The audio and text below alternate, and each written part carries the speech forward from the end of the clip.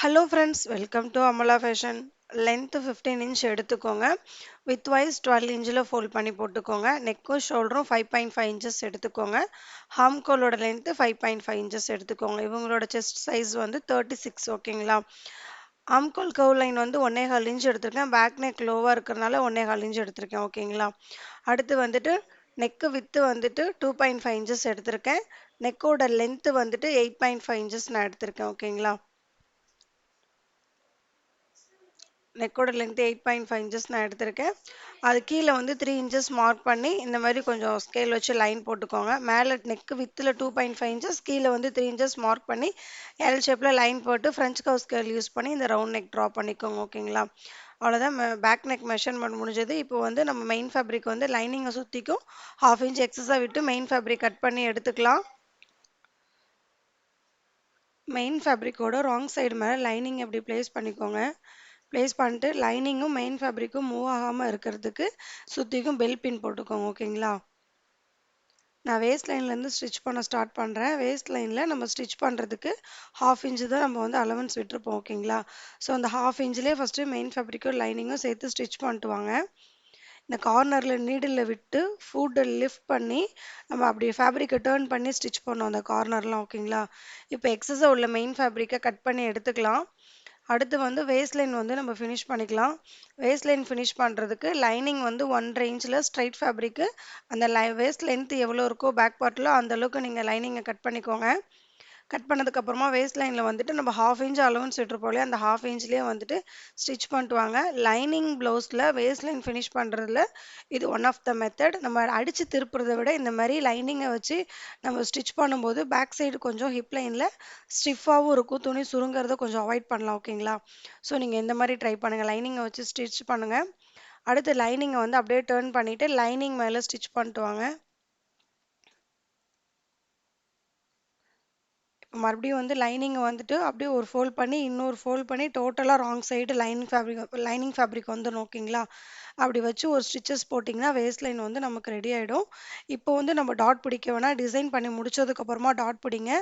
எப்பவுமே back neck design நம்ம பண்ணுறோன்னா டிசைன் முடிச்சதுக்கப்புறம் டாட் பிடிச்சிங்கன்னா உங்களுக்கு ஈஸியாக இருக்கும் ஓகேங்களா? அந்த சுருக்கம் எதுவும் இல்லாமல் நீட்டாக பண்ணலாம் ஓகேங்களா? இப்போ அடுத்து வந்துட்டு பேக் சைடில் எப்படி வந்து டிசைன் பண்ணலாங்கிறத பார்க்கலாம். கேன்வாஸ் வச்சு தான் நான் இதை பண்ணியிருப்பேன். கேன்வாஸ் எடுத்துக்கோங்க. எவ்வளோ நெக் லென்த்துக்கு தேவைப்படுதோ அந்த அளவுக்கு நீங்கள் வந்து ஃபஸ்ட்டு கேன்வாஸை கட் பண்ணி எடுத்துக்கோங்க. நான் கட் பண்ணிக்கிட்டேன். நெக்கோட வித்து வந்து இதில் 2.7 இன்ச் எடுத்திருக்கேன். நம்ம லைனிங்கில் வந்து 2.5 வச்சுருப்போம். அதை அடித்து திருப்பும்போது 2.7க்கு வரும் ஓகேங்களா? அந்த கான்செப்ட் தான் நம்ம கேன்வாஸில் 2.7 இன்ச் வச்சுட்டு லென்த்து 8.25 இன்ச் மார்க் பண்ணிக்கலாம். கீழே அதேமாரி அங்கே 3 வச்சுருந்தோமா கீழே வந்து 3.25 வச்சுக்கலாம். எல்லாத்துலேயுமே ஒரு 1/4 இன்ச் எக்ஸஸாக வச்சுக்கோங்க. ஃப்ரெஞ்ச் கர்வ் ஸ்கேல் யூஸ் பண்ணி இந்தமாரி ரவுண்ட் நெக் ட்ரா பண்ணிக்கோங்க. அடுத்து வந்து இந்த ரவுண்ட் நெக் சுற்றிக்கும் 1 இன்ச் மார்க் பண்ணிவிட்டு அதேமாரி ஸ்கேல் வச்சு லைன் போட்டு அந்த ரவுண்ட் நெக் ட்ரா பண்ணிக்கலாம்.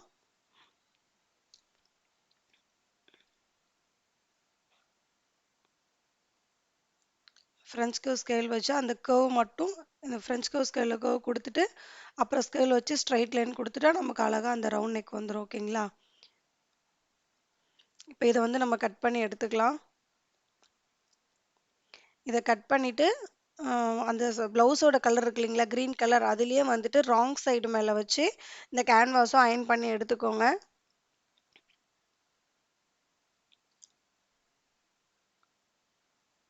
இந்த டிசைன் வந்து இன்னொரு சைடும் நமக்கு பிளேஸ் ஆகணும். ஏன்னா ஒரு சைடு தான் இருக்கு இல்லைங்களா, நம்ம வந்து ரவுண்டாக நம்ம ஸ்டிச் பண்ணுவோம். இன்னொரு சைடு பிளேஸ் ஆகிறதுக்கு அதேமாரி வந்து இந்தமாரி நம்ம அந்த அச்சு இன்னொரு சைடு வர மாதிரி வச்சுட்டு நம்ம அந்த ஸ்கேல் வச்சு மறுபடியும் அந்த கர்வ் லைன் கொடுத்துக்கலாம்.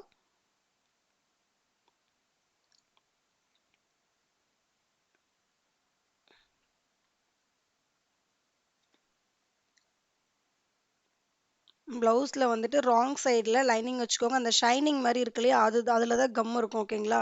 அது அந்த கம் வந்து ராங் சைட் ஃபேஸ் பண்ண மாதிரி வச்சுட்டு நம்ம அயன் பண்ணி எடுத்துக்கலாம்.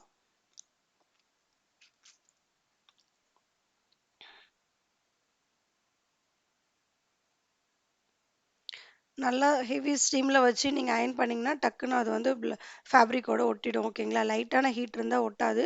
ஸோ ஹெவி ஹீட் வச்சு நீங்கள் இது பண்ணிக்கோங்க. அதுவும் கேன்வாஸ் மேலே வைங்க, ஃபேப்ரிக் மேலே வைக்காதீங்க. ஏன்னா இதில் நான் வைக்கும்போது அந்த சரி லைன்லாம் அப்படியே கொஞ்சம் ஒரு மாரி சுருங்குன மாரி ஆயிடுச்சு. கேன்வாஸ் மேல மட்டும் அந்த ஹீட் வைங்க. சுத்திக்கு இந்த மாரி ஒரு 1/2 இன்ச் விட்டுட்டு சுத்திக்கு நாட்சஸ் போட்டுக்கோங்க. ஏன்னா ரவுண்ட் நெக்குன்றப்ப கண்டிப்பா நாட்சஸ் போட்டு தான் நம்மளால ஸ்டிச் பண்ண முடியும். அப்பதான் அந்த ரவுண்ட் நெக் கிடைக்கும். இப்போ வந்து அந்த ஃபேப்ரிக்ல வந்துட்டு கேன்வாஸ ஃபோல்ட் பண்ணி, கேன்வாஸ் மேல ஃபேப்ரிக்க ஃபோல்ட் பண்ணி அப்படியே நெக்லைன் சுத்திக்கும் ரவுண்ட் நெக் வந்து நம்ம ஸ்டிச் பண்ணி எடுத்துக்கலாம். நெக்லைன் ஃபினிஷ் பண்றதுக்கு இது one of the method. Design பண்றதா இருந்தாலும் இதுதான், இல்ல நெக்லைன் ஃபினிஷ் பண்றதா இருந்தாலும் இதுதான். நம்ம ராங் சைடு வச்சு ரைட் சைடு கேன்வாஸ் திருப்புனா டிசைன் ஆகும். இதுவே ரைட் சைடு வச்சு ராங் சைடு கேன்வாஸை டர்ன் பண்ணோம்னா நெக்லைன் ஃபினிஷிங் மெத்தட் வரும். ஓகேங்களா? ஸ்டிச் பண்ணி முடிச்சாச்சு. இப்போ வந்து இதில் மேலே இருக்கு இல்லைங்களா, அந்த கொஞ்சம் 1/4 இன்ச்சில் இருக்குது, அதை கட் பண்ணி எடுத்துட்டு இந்த கேன்வாஸை வந்து ஃபோல்ட் பண்ணி இதில் நாச்சஸ் போடணும், ப்ளவுஸ்லேயும் சென்டர் நாச் போடணும். ஓகேங்களா?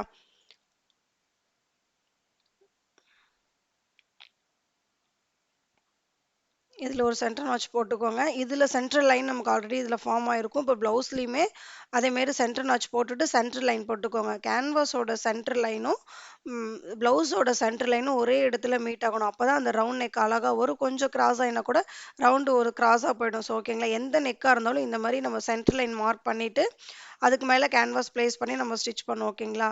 ப்ளவுஸோட ராங் சைடு கேன்வாஸோட ரைட் சைடு. ஓகேங்களா? ஃபேஸ் பண்ண மாதிரி வச்சுட்டு சென்டர் நாச்சும் கரெக்டா வச்சு ஸ்ட்ரைட்டா ஒரு ஸ்டிச் பண்ணிட்டு வாங்க. இது ஸ்டிச் பண்ணி எடுத்துட்டு நீங்க ஃபர்ஸ்ட்ல இருந்து ரவுண்ட் நெக் ஸ்டிச் பண்ணாலும் ஓகே தான். நான் வந்து இந்த ஹாஃப் ஃபர்ஸ்ட் ஸ்டிச் பண்ணிட்டு அப்புறம் இன்னொரு ஹாஃப் நான் ஸ்டிச் பண்ணி எடுத்துக்கிறேன்.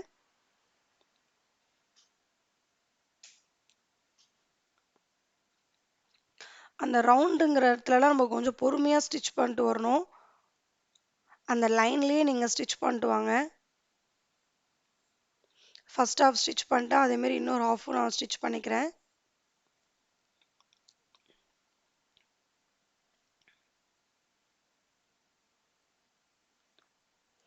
ஸ்டிச் பண்ணதுக்கப்புறமா அந்த ஸ்டிச் பண்ணோம்ல அந்த லைன் சுற்றிக்கும் 1/4 இன்ச் கேப் விட்டுட்டு இந்த மாதிரி கட் பண்ணி எடுத்துருங்க. சுற்றிக்கும் கிராஸாக சிசர் கட் கொடுங்க. ஸ்ட்ரைட்டாக கொடுக்கறத விட இந்த மாதிரி கிராஸாக கொடுக்கும்போது அது அழகாக டேர்ன் ஆகி வரும். ஓகேங்களா? ஸோ இந்த மாதிரி கிராஸாக சிசர் கட் கொடுத்துட்டு இந்த மாதிரி இழுக்கும் போது ஸ்ட்ரைட் லைன் மாதிரி வரணும். இப்போ அந்த டிசைன் அந்த கேன்வாஸில் ஸ்டிச் பண்ணலாம் அது மட்டும் டேர்ன் பண்ணிவிட்டு அந்த 1/2 இன்ச் வந்து அந்த மெயின் ஃபேப்ரிக் சைடு போயிடும். ஓகேங்களா? அப்போ டேர்ன் பண்ணிவிட்டு இப்போ லைனிங் மேலே நம்ம ஸ்டிச் பண்ணிட்டு வரணும்.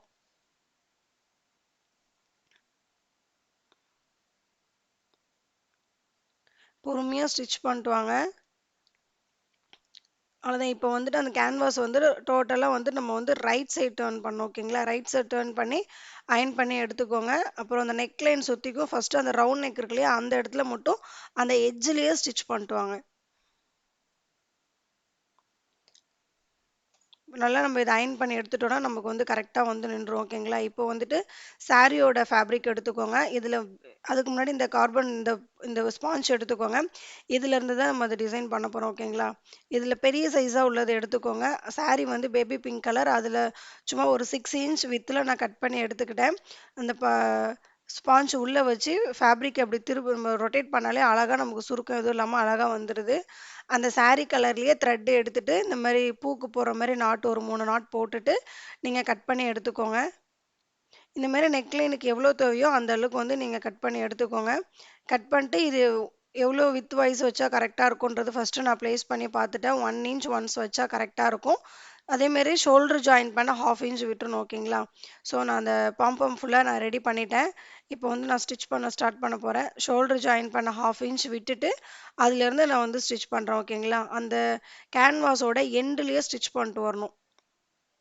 நீங்க இந்த பாம்பாம் ஸ்டிச் பண்ணும்போது சிங்கிள் ஃபுட் யூஸ் பண்ணி கூட நீங்க ஸ்டிச் பண்ணுங்க. இது அந்த ஸ்பாஞ்சுங்கிறதுனால நீங்க இந்த ஃபுட்டர்ல ஸ்டிச் பண்ணும்போது கூட அது நல்லா அமுங்கி கரெக்ட்டா ஸ்டிச்சஸ் வருது. பிகினரா இருக்கவங்க சிங்கிள் ஃபுட்டர் யூஸ் பண்ணி ஸ்டிச் பண்ணீங்கன்னா கொஞ்சம் உங்களுக்கு ஈஸியா இருக்கும் தைக்கிறதுக்கு. ஸோ அத கரெக்ட்டா நீங்க 1 இன்ச் ஒன்ஸ் நீங்க மார்க் பண்ணி ஸ்டிச் பண்ணாலும் ஓகே. இல்ல உங்களுக்கு அந்த அலைன்ஸ் தெரியுன்ற பட்சத்தில நீங்க அப்படியே கூட ஸ்டிச் பண்ணிட்டு வரலாம். நான் அப்படியே தான் அந்த கேப்போட இது நமக்கு தெரியும் இல்லையா? ஸோ அந்த கேப்ல 1 இன்ச் ஒன்ஸ் நானே அப்படியே வச்சு நான் நெக்லைன் ஃபுல்லா இந்த மாரி நான் ஸ்டிச் பண்ணி எடுத்துக்கிறேன். அதேமாரி இதில வந்து ரொம்ப பல்ஜியா அந்த த்ரெட்டுக்கு கீழ நாட் போட்டிருப்போம்ல, அதுக்கு கீழ பல்ஜியா இருந்தா, கொஞ்சம் இந்த மாரி சிசர் கட் குடுத்துட்டு நீங்க வச்சு ஸ்டிச் பண்ணுங்க. ஏன்னா அப்படியே ஸ்டிச் பண்ணும்போது அந்த இடமும் கொஞ்சம் உப்பிட்டு இருக்கும். ஓகேங்களா? கேன்வாஸ் உள்ளக்க ஒரு மாரி இருக்கும். ஸோ கொஞ்சம் ட்ரிம் பண்ணிட்டு நீங்க இந்த மாரி வச்சு ஸ்டிச் பண்ணுங்க.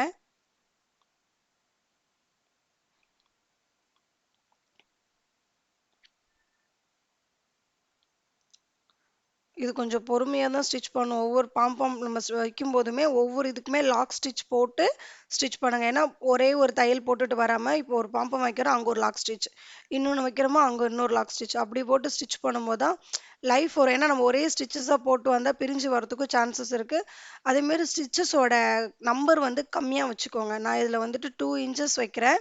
நீங்க உங்களோட மிஷின்ல எது கம்மியா இருக்கோ அத பார்த்து நீங்க வச்சுக்கோங்க. ஓகேங்களா? ஸோ ஃபைனலா நான் எல்லாத்தையும் வச்சு முடிச்சு நான் ஸ்டிச் பண்ணி முடிக்க போறேன். அவ்வளோதான் ஸ்டிச் பண்ணி முடிச்சுட்டேன். இதோட ஃபைனல் லுக் ஆட் பண்ணியிருக்கேன். இது உங்களுக்கு புடிச்சிருந்தா லைக் பண்ணுங்க. என்னோட வீடியோ தான் ஃபர்ஸ்ட் டைம் பார்க்குறீங்கன்னா என்னோட சேனல லைக் பண்ணுங்க, சப்ஸ்கிரைப் பண்ணுங்க. பக்கத்துல இருக்க பெல் பட்டனையும் கிளிக் பண்ணிக்கோங்க. அப்பதான் நான் போடுற வீடியோ ரெகுலரா உங்களுக்கு நோட்டிஃபிகேஷன் வரும். உங்களால பார்க்க முடியும். என் வீடியோ பார்த்ததுக்கு தேங்க்ஸ். தேங்க் யூ ஃபார் வாட்சிங்.